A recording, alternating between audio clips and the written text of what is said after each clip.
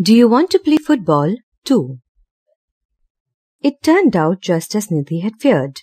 You want to play football? Scoffed Sumit, tall, with hair sticking out in spikes all over his head and a mean look on his face. He was the unacknowledged leader of the gang. Everyone dreaded his quick temper.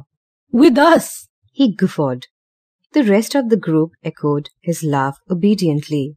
Why don't you go home and play Ludo or something? He laughed again, enjoying his own joke. You're afraid, Monica said. You're afraid to give us a chance. You're a silly, old-fashioned stick in the mud. That's what you are, stuck in ancient times. Nidhi gasped. Sumit's gang exchanged horrified glances. Everyone knew what a temper Sumit had.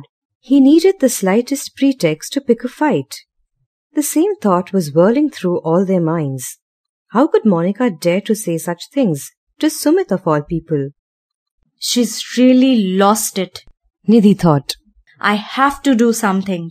But matters had already gone too far. It was too late to try and cool them down. How dare you? Sumit exploded. I'm not a stick in the mud. I'm not stuck in ancient times. I'm warning you. Don't ever say such things to me again. Of course you are, said Monica, meeting his furious gaze coolly. If you weren't, wouldn't you let us play football? Sumit's mouth fell open. He glowered at Monica, but she just smiled and nodded. Sumit looked down at the ground. He kicked a stone into an oleander bush nearby with angry force. Finally, he looked at his friends. What do you say, guys? He said with a shrug. Shall we give them a chance?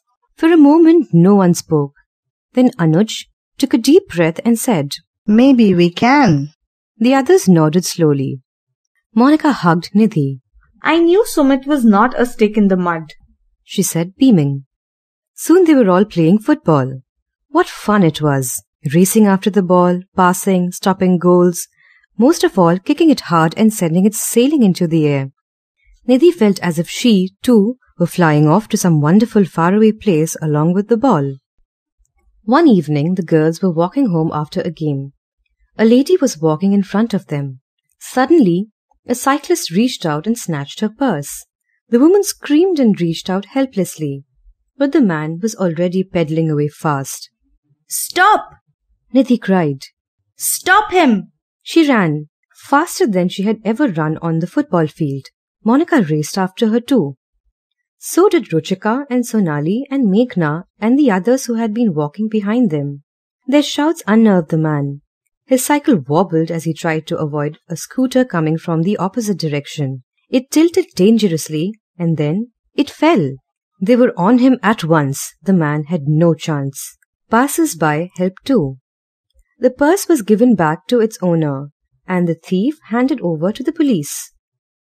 It was assembly time in school the next day. The principal stood in front of the mic. She cleared her throat. I have a special announcement to make. 2 students of our school performed a very brave act. Together with some other girls, they caught a purse snatcher. Give them a big hand, everyone. Monica and Nidhi, would you two like to tell us all how it happened? The two of them stepped onto the stage. Monica smiled. Well, ma'am, we were going home after a game of football in the park. Monica and Nidhi told their story exactly as it had happened. Everyone burst into a cheer when it ended. Attention, everyone, said the principal. We are all very proud of our 2 brave students. And this advice is particularly for those of you who aren't keen on sports. If you play any game regularly, it will teach you to think fast. It will also make you physically stronger and swifter. She paused for a moment, then said slowly, Girls don't commonly play football, but maybe playing it helped Monica and Nidhi become more agile. Gave them the confidence to tackle a thief. She turned to the 2 girls and said, And maybe Miss Sen and I will work out a plan to introduce football in our school very soon. It was Monica and Nidhi's turn to cheer now, and of course the rest of the school joined in.